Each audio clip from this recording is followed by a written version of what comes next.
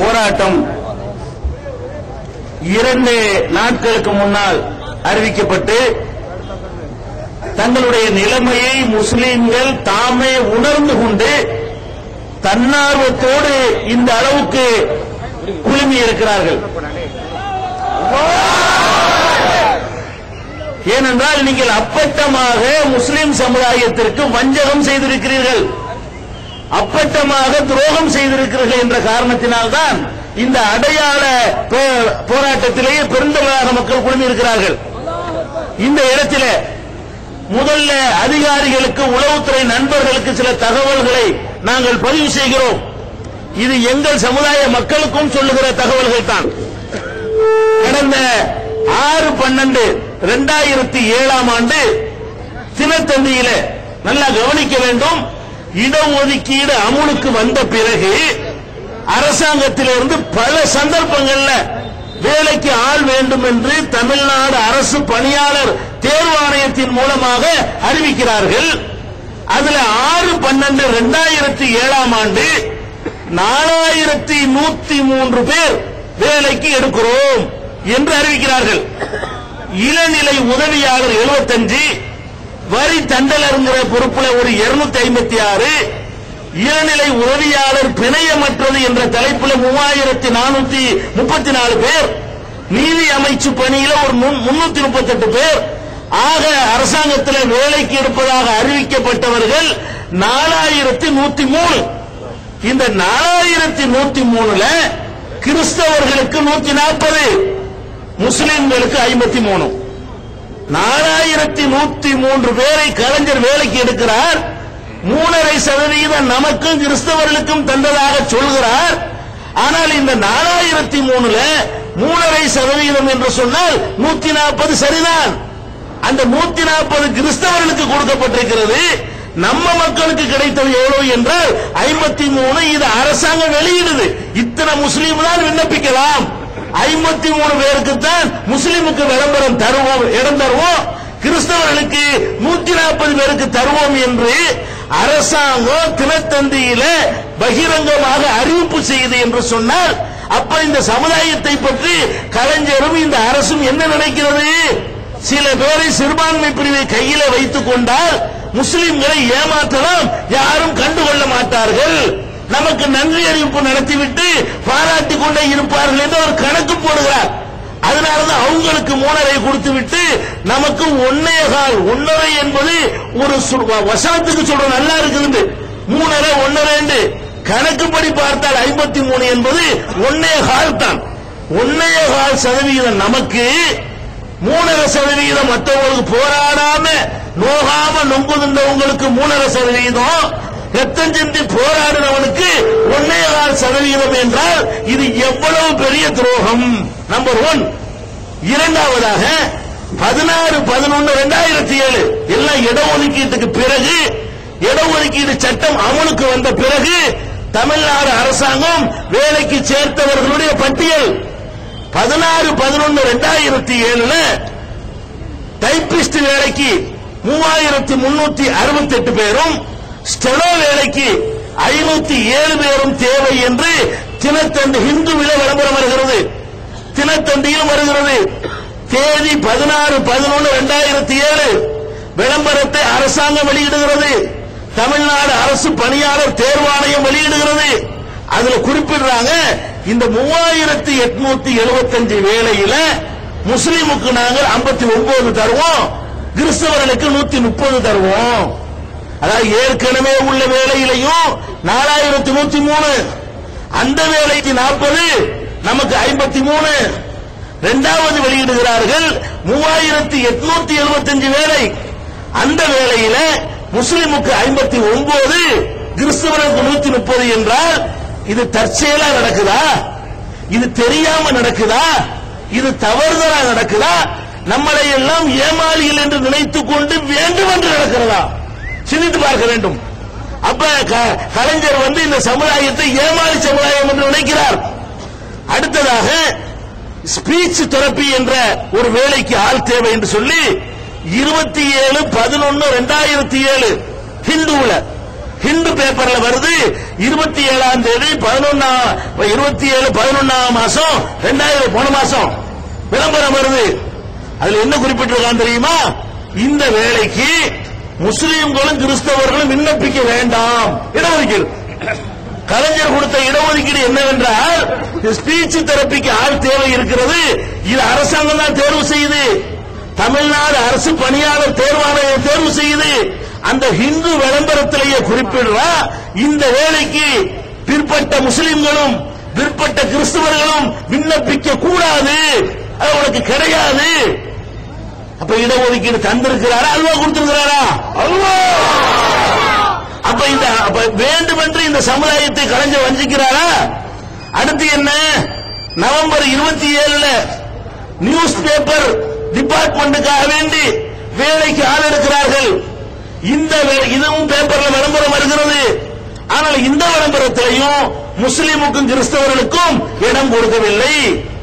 அதே போல 28/11/2007 காவல் உதவி ஆய்வாளர் தகுதியில 37 பேர் நியமிக்கப்படுகிறார்கள். அதுலயும் முஸ்லிம் இல்ல, 37 முஸ்லிம் இல்ல. அதே மாதிரி நியூஸ் பேப்பருடைய அந்த வேலையிலையும் முஸ்லிமுக்கு இடம் கிடையாது. இப்படி வரிசையாக தொடர்ச்சியான துரோகங்கள் இந்த 2 மாசம் இடஒதுக்கீடு கொடுத்து 2 மாசம் தான். இந்த 2 மாசத்திலேயே இவ்வளவு பேரை கிட்டத்தட்ட 9000 பேர் வேலைக்கு சேர்த்திருக்கிறாங்க. கிட்டத்தட்ட 9000 பேரை இடஒதுக்கீடு கொடுத்த பிறகு தமிழக அரசு வேலைக்கு சேர்த்திருக்கிறது. 9000 பேர்ல உனக்கு 110 என்றால் என்ன கணக்கு? 9000 110 என்றால் 1.25 வருதா? அப்ப 1.25% இடஒதுக்கீடு எங்களுக்கு தந்துட்டு 3.5% தந்தோன்னு பேப்பர்ல சொன்னால் அப்ப என்ன அவர் நினைக்கிறார்? இன்னொன்னு நீங்க கவனிக்கணும். இந்த வேலைகள் எல்லாம் இப்ப 3000 4000 சேர்க்கிறாங்களே, இது தொடராது. இதெல்லாம் ஏன் இவ்வளவு பேர் சேர்க்கிறாங்கன்னு கேட்டா, கடந்த கலைஞர் ஆட்சியிலையும் கடந்த ஜெயலலிதா ஆட்சியிலையும் புதிதாக நிதி நெருக்கடி இருந்த காரணத்தினால் புதிதாக காலி இடங்களை நிரப்பாமல் வைத்திருந்தார்கள். நல்லா கவனிக்கணும். ஏன் இப்ப 5000 10,000 சேர்க்கிறாங்க கேட்டா, கடந்த ஜெயலலிதா ஆட்சி இருக்க அந்த 5 வருஷத்துல எந்த வேலைக்கும் ஆட்களை சேர்க்க கூடாது என்று அவசர சட்டமே போட்டிருந்தார்கள். அவசர சட்டம் போட்டு வேலைக்கு ஆள் காலியானா கூட 20 பேர் உள்ள இடத்துல 5 பேர் ரிட்டையர்ட் ஆகிவிட்டால் 15 கொண்டு சமாளித்தார்கள். அந்த 5 நிறைக்கல. அதுக்கு முந்தின கலைஞர் ஆட்சியிலையும் அவங்க நிறைக்காம இருந்தாங்க. 10 வருஷம் நிரப்பப்படாத இருந்த காரணத்தினால் அதை மொத்தமா இப்ப நிறைக்கிறாங்க. அப்படி நிறைச்சதுனால தான் இந்த 4000 5000 இதுல உங்களுக்கு கிடைக்கவில்லையானால் இனிமேல் எல்லாம் 5 பேரை சேர்ப்பார்கள். 10 பேர் வரும் 3 மாசம் ஒருக்கா 10 பேரை சேர்ப்பார்கள். 5 மாசம் ஒருக்கா 20 பேரை சேர்ப்பார்கள். அது அறிவிக்கையிலையும் வராது, உங்களுக்கு கிடைக்கும் பெரிய நம்பர் ஆயிருக்கப்போ இது வெளியே தெரிகிறது. இனிமே இந்த மாதிரியான நம்பர்ல அவங்க சேர்க்க போறதும் இல்ல. ஏற்கனவே வர இடஒதுக்கீடுக்கு முன்னாடியே 60% பூர்த்தி ஆகிவிட்டார்கள். இன்னும் 40% தான் நிறைக்க வேண்டி இருக்கிறது. இடஒதுக்கீடு தர்றதுக்கு முன்னாடியே நிறைய வேலைகளுக்கு கலைஞர் ஆட்சியில ஆட்களை தேர்வு செய்து முடித்து விட்டார்கள். இன்னும் இந்த 10 வருஷத்துல சேர்க்கப்படாத வேலைகள் 40% தான் இருக்கிறது. அதுல முடிஞ்சு போச்சு ஒரு 10%. இன்னும் 30% தான் இருக்கிறது. இந்த 30ல பாதிக்கப்பட்ட சமுதாயத்துக்கு கொடுக்கணுமா இல்லையா? அது கொடுக்காம என்ன செய்யறாங்க இப்ப தெரியுமா? இந்த வேலையெல்லாம் உங்களுக்கு கிடைக்கும். எப்ப கிடைக்கும்? உங்களுக்கு நீங்க 28வது லிஸ்ட்ல வந்துட்டீங்க. கலைஞருடைய அதிகாரிகள் சொல்றாங்க, என்ன சொல்றாங்க? இடஒதுக்கீடு கொடுக்கிறதுக்கு நாங்க ஒரு ஆர்டர் வச்சிருக்கிறோம். 1வது இன்னாலு ஒரு வேலை மட்டும்தான் அவருக்கு தான் கொடுப்போம். 2வது இன்னாலு 2 வேலை வந்தா தான் அவருக்கு கிடைக்கும். இப்படி நாங்க வருஷ கிரமம் வச்சிருக்கிறோம். அதுல கிறிஸ்தவர்களை 14வது இடத்துல இருக்கிறாங்க, முஸ்லிம்கள் 28வது இடத்துல இருக்கிறீங்க. அரசு அதிகாரிகள் ஏண்டா இப்படி அப்பட்டமா அநியாயம் பண்றீங்க? ஒரு சமுதாயத்துக்கு துரோகம் செய்யறீங்க. ஏட்ல இடஒதுக்கீடு சொல்லிட்டு நடைமுறையில ஏற்கனவே உள்ளதையும் பறிக்கிறீங்களா? ஏற்கனவே 2வது கிடைச்சிச்சேடா, இடஒதுக்கீடு சொல்லிட்டு 1.25 ஆகிட்டீங்களான்னு கேட்டா இந்த அதிகாரி கூமுட்ட அதிகாரிகள் சொல்றான், நம்மளை எல்லாம் கூமுட்டை நினைத்து கொண்டு சொல்றான். என்ன சொல்றான்? அவங்க கிறிஸ்தவர்கள் 14வது இடத்துல இருக்கிறார்கள், நீங்க 28வது இடத்துல இருக்கிறீங்க. 14 பேர் ஒரு இடத்துக்கு தேவைன்னு சொன்னா அவன் போயிருவான். 28 பேர் தேவைன்னு வந்தா தான் நீங்க வர முடியும். அதனால நாங்க என்ன செய்யறது, சுழற்சி முறையில பின்னாடி வரும் அப்படின்னு சொல்றான். நம்ம கேட்கிறோம், என்ன 28வது இடத்துல நாங்களா போய் உட்கார்ந்துக்கிட்டோம்? எங்களை 28வது இடத்துல போடு நாங்க போராடணுமா? எங்களை கொண்டு 28ல கொண்டு போடு நாங்களா கேட்டோம்? நீ இடஒதுக்கீடு கொடுக்கிறவன் வருஷப்படுத்தும் போது எங்களை எங்க கொண்டு வைக்கணும்? எங்களை எங்க 13 முதல்ல வைக்கணும். அதாவது கோபால் சிங் கமிஷனுடைய அறிக்கை பிரகாரம், சச்சாருடைய அறிக்கை பிரகாரம், ஜனார்த்தன் கமிஷனுடைய அறிக்கை பிரகாரம் எங்களை வைக்க வேண்டியது எங்க? முதல்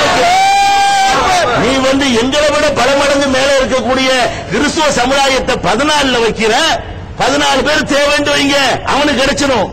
28 பேர் சேர்த்தா தான் உங்களுக்கு கிடைக்கும். ஒரு டிபார்ட்மெண்ட்ல உங்களை 28வது இடத்துல வச்சிருக்காங்க, சொல்றான், காட்டுறான், பாத்தீங்களா நீங்க 28ல இருந்தா உங்களுக்கு தானே கிடைக்கும் அப்படின்னு சொல்றாங்க. 28வது இடத்துல வைக்க நீங்களா போராட்டினீங்க? கேட்டீங்களா?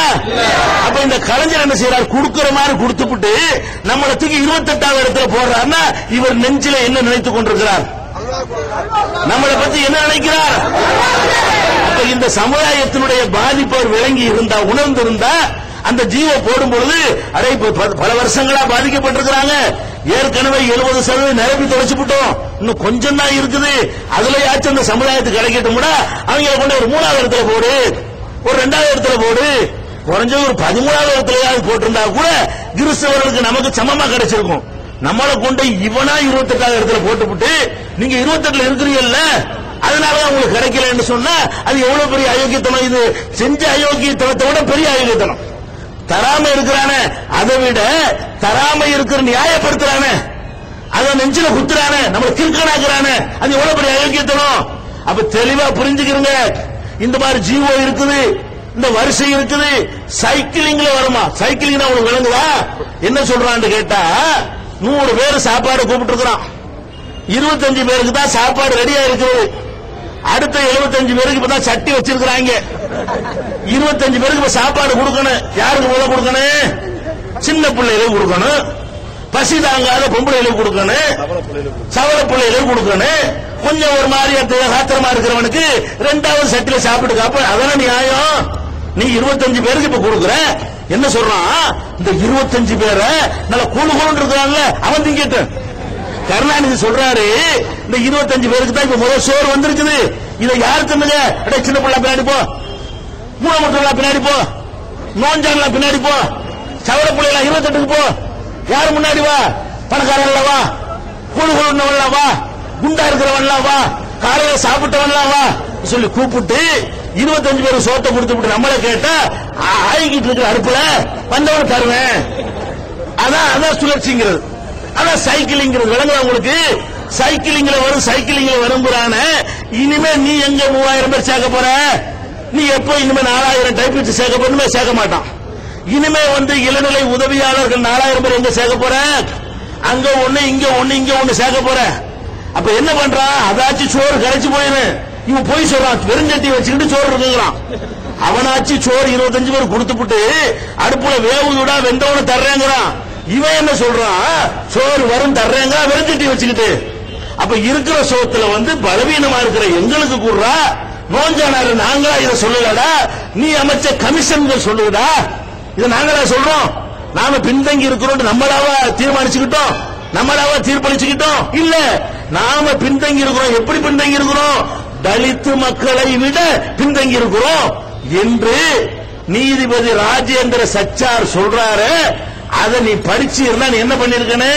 இடஒதுக்கீட்டு ஜீவோ போடும் பொழுது ஃபர்ஸ்ட் இடம் முஸ்லீம் கொடு, ஒருவேளை காலியானா அவங்கள கூட முதல்ல அவனை நிரப்பு. முதல்ல அவன் தான் பல வருஷமா சாப்பிடாம இருக்கான், 4 நாள் பட்டினி. அவன் இவன் காலில திண்டு வந்திருக்கிறான், காலில திண்டு வந்து இப்ப கொடுக்க முடியாது, 3 நாள் கொலை பட்டினியா இருக்கிறானே அவனுக்கு தான் கொடு. இதான சமூக நீதி, இதான நீ இடஒதுக்கீடு வழங்கக்கூடிய சரியான முறை.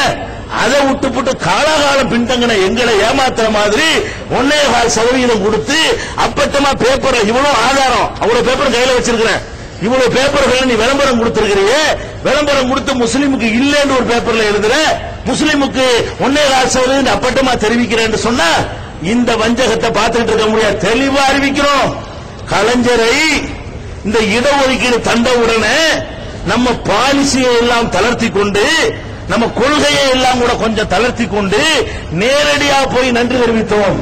நம்ம சந்திப்பது இல்லை என்று கொள்கை வைத்திருக்கிறோம். ஒரு இடத்துல மட்டும்தான் தளர்த்துவோம். எந்த இடம் தந்துட்டா தளர்த்திடுவோம். ஜெயலலிதாவை சந்திச்சோம். எப்ப சந்திச்சோம்? இடஒதுக்கீட்டு கமிஷன் அமைத்த பிறகு சந்தித்தோம். கருணாநிதியை சந்திச்சோம். எப்ப? இடஒதுக்கீடு ஜீவோ போட்ட பிறகு சந்தித்தோம். அந்த தந்த பிறகு சந்திக்காமல் இருக்கக்கூடாதுக்காக போய் சந்திச்சு பேப்பர்ல கொடுத்தோம். என்ன கொடுத்தோம்? எழுதி கொடுத்தோம். நீங்கள் இடஒதுக்கீடு தந்தீர்கள், இது போதுமானது அல்ல, முழு மனநிலை உங்களுக்கு இல்லை, இருந்தாலும் இந்த அளவுக்காவது கிடைத்தது என்று ஆறுதல் அடைகிறோம். அதற்காக உங்களுக்கு நன்றி தெரிவிக்கிறோம். வரும் பாராளுமன்ற தேர்தலில் எங்களுடைய ஆதரவை தருவோம் எழுதி கொடுத்தோம்ல. நீங்க எழுதித்தானே பேப்பர்ல 3 கொடுத்த, நாங்கள் பேப்பர்ல கொடுத்துட்டோம். ஆமா, அப்படித்தானே? நீ மாத்திரம் பேப்பர்ல இடஒதுக்கீடு தந்துட்டு நடைமுறையில தரலன்னு சொன்னா நாங்கள் பேப்பர்ல ஆதரவை தந்துவிட்டு நடைமுறையில வேற இடத்துல குத்திவிடுவோம்.